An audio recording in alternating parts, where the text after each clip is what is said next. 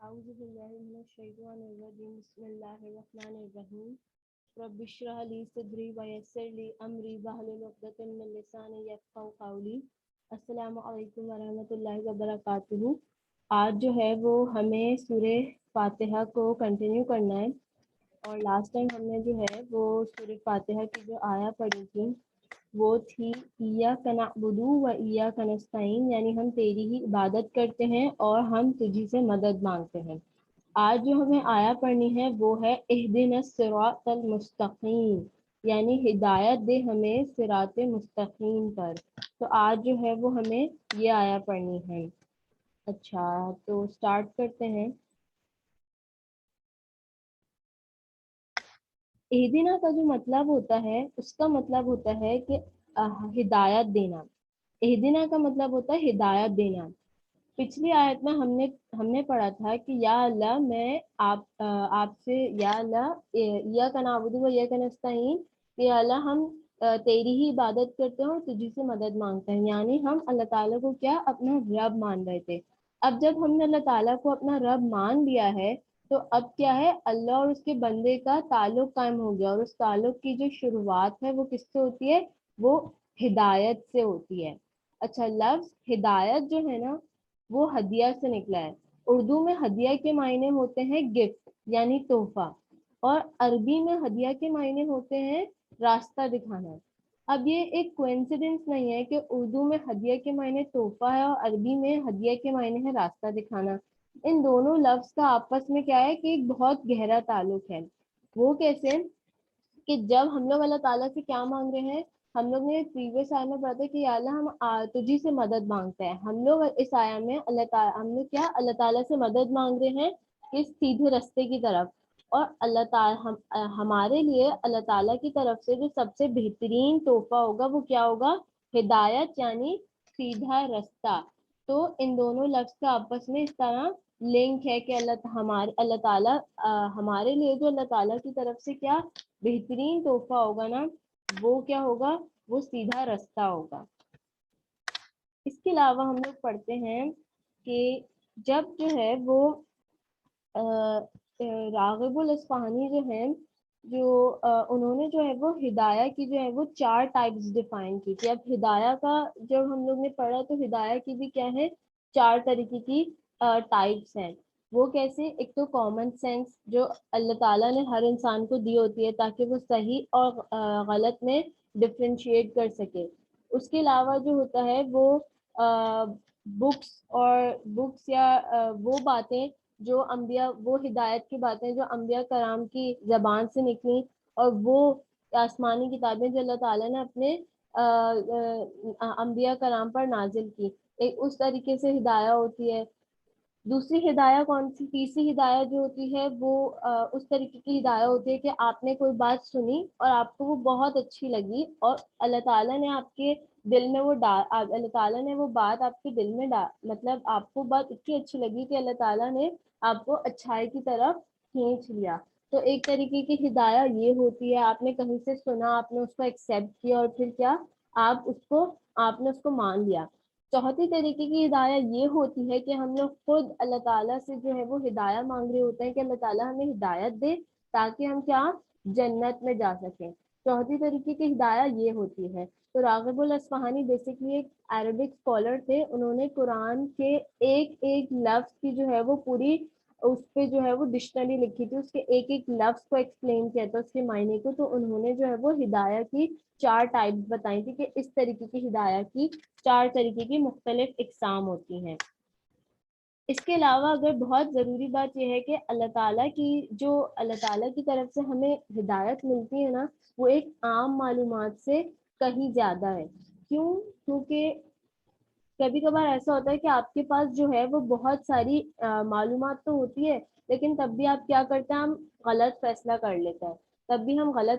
لیتے ہیں، یا اللہ تعالیٰ کی جو ہدایت ہوتی ہے نا وہ اس طریقے کی ہوتی ہے کہ اللہ تعالیٰ کی ہدایت جو ہے وہ ہمیں انسائٹ بھی دیتی ہے، ہمیں اسٹرینتھ بھی دیتی ہے کہ ہم جو ہے وہ اپنی زندگی میں کیا کریں؟ صحیح فیصلے کر سکیں۔ اس کے علاوہ جو ہے آپ جو ہے اللہ تعالیٰ کی ہدایت کو ایک پانی سے کمپیئر کر سکتے ہیں، ٹھیک ہے؟ اب جس طریقے سے آپ کو زندہ رہنے کے لیے ہمیشہ کس کی ضرورت ہوتی ہے؟ پانی کی ضرورت ہوتی ہے، تو آپ کو بار بار پانی پینا پڑتا ہے، بار بار پانی پیتے ہیں. اسی طریقے سے اللہ تعالیٰ کی ہدایت بھی ہے کہ آپ کو اپنے دل کو زندہ رکھنے کے لیے کیا ہے؟ اللہ تعالیٰ کی ہدایت کی ضرورت ہے. اسی وجہ سے آپ اللہ تعالیٰ سے بار بار کیا کرتے ہیں؟ ہدایت مانگتے رہتے ہیں.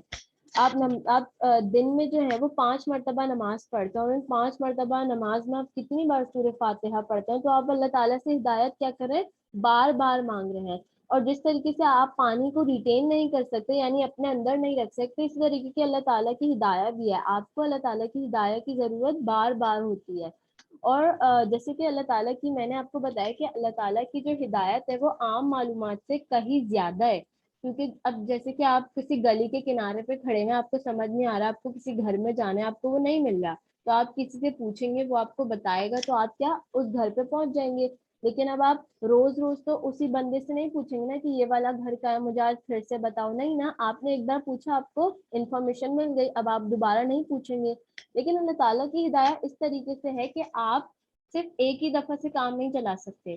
آپ کو کیا ہے؟ اللہ تعالیٰ کی جو ہدایت ہے اس کی ضرورت بار بار پڑتی رہے گی.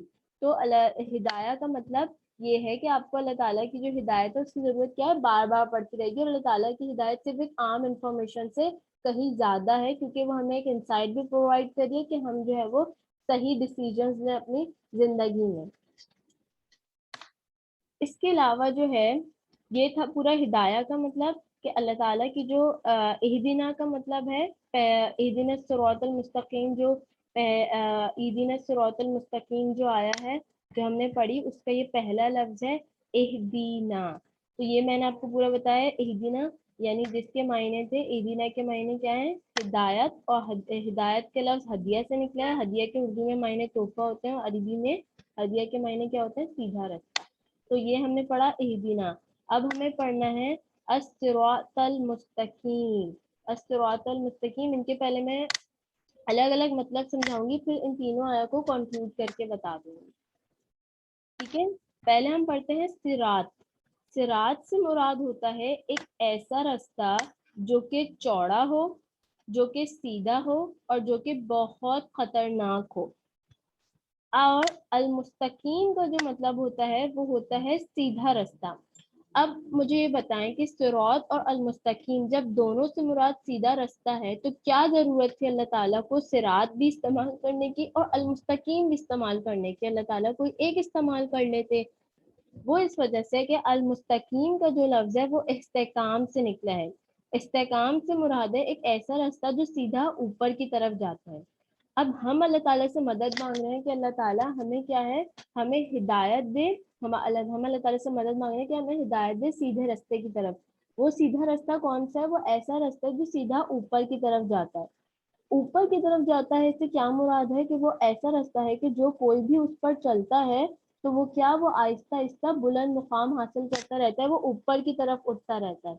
اور وہ جب بلند مقام حاصل کرتا ہے، اس کا مقام و مرتبہ بلند ہوتا جاتا ہے، تو وہ دنیا کے لیے پیار جو ہے وہ اپنا کیا ہے؟ پیچھے چھوڑتا جاتا ہے. یعنی دنیاوی اٹریکشنز وہ ساری کیا ہے؟ یہ ساری وہ پیچھے چھوڑتا جاتا ہے. ورلڈلی چیزوں سے پیار، مٹیریلسٹک چیزوں سے پیار، وہ سارا ان کو دنیا کے لیے پیار اپنا پیچھے چھوڑتا جاتا ہے. اس کے علاوہ ایک بہت اچھی بات کہ جب آپ اوپر کی طرف اٹھتے ہیں تو کیا چیز آپ کو سب سے بہتر نظر آتی ہے؟ کیا وہ چیز جو امپروو ہوتی ہے وہ کیا ہے؟ آپ کا ویژن، آپ کی دیکھنے کی صلاحیت. یعنی آپ کو وہ چیزیں نظر آنے لگتی ہیں جو آپ کو پہلے نظر نہیں آتی تھی. آپ وہ چیزیں دیکھنے لگتے ہیں جو آپ کو پہلے نظر نہیں آتی تھی، اور آپ وہ چیزیں سمجھتے ہیں جو آپ کو پہلے سمجھ نہیں آتی تھی. تو جب کوئی بندہ صراط المستقیم پہ چلتا ہے تو وہ اوپر اٹھتا جاتا ہے، اور کیا ہے؟ اس کا ویژن بھی اچھا ہوتا جاتا ہے، اس کو چیزیں نظر آنے لگتی ہیں، سمجھ آنے لگتی ہیں.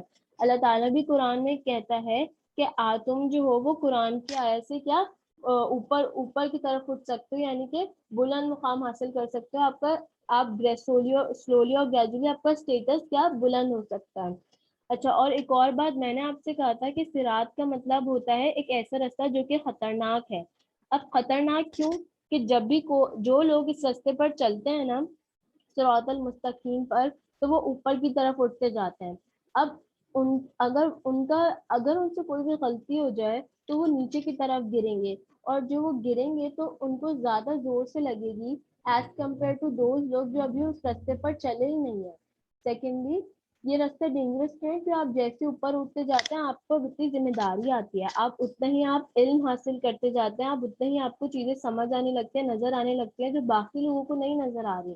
تو آپ پہ یہ ذمہ داری ہے کہ آپ ان لوگوں کو برائی سے روکیں اور اچھائی کی طرف لے کے آئیں. تو یہ راستہ ڈینجرس بھی اس لیے کیونکہ آپ کی رسپانسبلٹی اور بڑھتی جا رہی ہے اور آپ کو بہت کانشیس رہنا پڑتا ہے تاکہ آپ نیچے کی طرف نہ گریں، کیونکہ آپ کو زیادہ زور سے ہرٹ ہوگا ایز کمپیئر ٹو باقی لوگ جو ابھی اس راستے پر نہیں چلنا شروع ہوئے یا اس راستے پر چل رہے ہیں لیکن وہ ابھی کافی نیچے کے لیول پہ ہیں. اس کے علاوہ جو ہے ایک اور جو بہت اہم چیز ہے وہ یہاں پہ یہ ہے کہ صراط کا لفظ جو ہے نا وہ اللہ تعالیٰ نے قرآن میں کہیں پلورل یوز ہی نہیں کیا. اللہ تعالیٰ نے سنگولر ہمیشہ یوز کیا ہے صراط کو. وہ اس وجہ سے کیونکہ صراط کا یہ جو راستہ ہے وہ صرف ایک ہی ہے. یعنی یہ نہیں ہے کہ آپ کو یہاں سے کٹ لے کے گھوم کے پھر یہاں پہ آ جائیں گے، یہاں سے کٹ لے کے گھوم کے یہاں پہ آ جائیں گے. یہ جو راستہ ہے نا یہ صرف ایک ہی ہے. یعنی اس صرف ایک راستے پر ہی چل کے آپ یہ بالکل سیدھا سیدھا راستہ اور ایک ہی ہے. یعنی اسی راستے پر آپ چل کے آپ کو اپنی منزل مل سکتی ہے. ایسا نہیں ہے کہ آپ کو کوئی اور یہاں سے دوسرا راستہ مل جائے گا تو یہاں سے دوسرا راستہ نہیں. سنگولر اس لیے کیونکہ یہ صرف ایک ہی ہے. اس کے علاوہ جو ہے اور یہ راستہ کیا ہے میں نے آپ کو بتایا تھا صراط کا مطلب کیا ہے. یہ راستہ بہت وائڈ ہے یعنی چوڑا ہے. چوڑا اس وجہ سے کہ اس راستے پر کیا بہت سارے لوگ چل سکتے ہیں اور یہ راستہ سیدھا ہے، بالکل کوئی مشکل یا کمپلیکیٹڈ نہیں ہے. اس پہ بہت سارے لوگ چل سکتے ہیں، اس لیے کیا ہے یہ وائڈ بھی ہے یعنی چوڑا بھی ہے. تو یہ تھا صراط المستقیم جو ہم نے پورا صراط المستقیم سے مراد کیا ہے. اب میں اس پوری آیا اہدنا الصراط المستقیم کا آپ لوگ کو کنکلوژن بتا دیتی ہوں. اہدنا الصراط المستقیم کا کنکلوژن یہ ہے کہ ہم اللہ تعالیٰ سے ہم نے اللہ تعالیٰ سے مدد مانگے ہیں کہ اللہ تعالیٰ ہمیں سیدھے راستے پر چلا.